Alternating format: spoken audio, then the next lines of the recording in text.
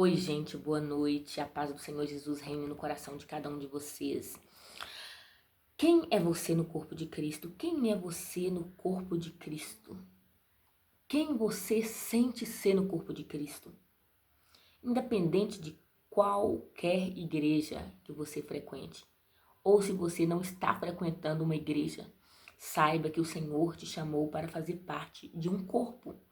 E esse corpo tem a sua funcionalidade, e para que a funcionalidade desse corpo seja completa, cada membro precisa estar exercendo a sua função. E eu gostaria de meditar com você no livro de 1 Coríntios, no capítulo 12, versículo 12 a seguir, diz assim, eu vou pegar ajuda aqui do meu óculos, a idade vai chegando, né, e a gente precisa de auxílio. Ora, assim como o corpo é uma unidade, embora tenha muitos membros, embora a seara seja grande, precisa de ceifeiros, precisa de semeadores. Assim como o corpo é uma unidade, embora tenha muitos membros, e todos os membros, mesmo sendo muitos, formam um só corpo, assim também é com respeito a Cristo. Pois em um só corpo, todos nós fomos batizados em um único Espírito, quer judeus, quer gregos, quer escravos, quer livres, e todos nós foi dado de beber do único Espírito. O corpo não é feito de um só membro, mas de muitos. O corpo não é feito só da boca, só do pé, só do olho, só da perna, só do estômago, só do coração, só do pulmão. Não, o corpo não é feito de um só membro, mas de muitos. Se o pé disser, porque eu não sou mão, eu não pertenço ao corpo, nem por isso deixa de fazer parte do corpo. E se o ouvido disser, porque eu não sou olho, eu não pertenço ao corpo, nem por isso deixa de fazer parte do corpo. E se todo o corpo fosse olho, onde estaria a audição? Se todo o corpo fosse ouvido, onde estaria o olfato? De fato, Deus dispôs cada um dos membros no corpo segundo a sua vontade. Deus dispôs cada membro no corpo segundo a sua vontade. Olha que maravilha! Você é um membro no corpo segundo a vontade do Senhor. Se o Senhor te usa para louvar, assim Ele escolheu. Se o Senhor te usa para exortar, se o Senhor te usa para ajudar alguém, se o Senhor te usa para orar, se o Senhor te usa para trabalhar na obra, se o Senhor te usa para limpar a igreja, se o Senhor te usa no meio secular para levar a palavra dele, não sei. Independente do que você esteja fazendo, o Senhor dispôs de cada um dos membros segundo a vontade dele. Se todos fossem um só membro, onde estaria o corpo? Assim, há muitos membros, mas um só corpo. O olho não pode dizer para a mão, não preciso de você. Olha que maravilha. O olho não pode dizer para a mão que não precisa dela. E nem a cabeça pode dizer aos pés, eu não preciso de você. Ao contrário, os membros do corpo que parecem mais fracos são indispensáveis. Olha que maravilha, irmãos. Olha que maravilha. Os membros do corpo que parecem mais fracos são indispensáveis. E Paulo usa essa analogia aqui do corpo humano para explicar o corpo de Cristo, a igreja. Na igreja, aquele que nós julgamos ser os mais fracos são os mais indispensáveis. Assim é no corpo. Versículo 23. E os membros que pensamos serem os menos honrosos, tratamos com especial honra. E os membros que em nós são indecorosos, nós tratamos com um decoro especial. Enquanto os que em nós são decorosos não precisam ser tratados de maneira especial. Olha só, irmãos. Nossa, maravilha, né? Aqueles que nós julgamos indecorosos, nós tratamos com maior decoro. Olha só. Aqueles indecorosos, vamos imaginar aqui as partes íntimas, por exemplo. São os indecorosos. É aqueles que mais são, nós tratamos com decoro. Cuidamos né? Tampamos, deixamos ali bem guardadinhos, né? E aqueles que nós julgamos decorosos são os que nós não damos tanta honra assim. Vamos supor que é a orelha, né? O nariz, nem por isso eu tô com tanto cuidado aqui com o meu nariz ou com a minha orelha, né? Olha só. Mas Deus estruturou o corpo dando maior honra aos membros que dela tinha falta. Deus deu honra aos membros que tinha falta de honra, olha só. A fim de que não haja divisão no corpo, mas sim que todos os membros tenham igual cuidado um pelos outros. Quando um membro sofre, todos os outros sofrem com ele. Quando um membro é honrado, todos os outros se alegram com ele. Já imaginou se nós cumprimos esse papel no corpo de Cristo? Quando um membro sofre, todos sofrem com ele. Mas quando um é honrado, todos se alegram com ele. Nós somos do mesmo corpo, irmãos em Cristo Jesus. Ora, vocês são o corpo de Cristo e cada um de vocês individualmente é membro desse corpo. Cada um de vocês individualmente é membro desse corpo. Assim, na igreja, Deus estabeleceu primeiramente apóstolo, segundo lugar profetas, terceiro lugar mestre, depois os que realizam milagres, os que têm dons de curar, os que têm dom de prestar ajuda, os que têm dons de administração, os que falam diversas línguas. São todos apóstolos? Ou são todos profetas? Ou são todos mestres? Tem todos os dons de realizar milagres? Tem todos os dons de curar? Falam todos em língua? Todos interpretam?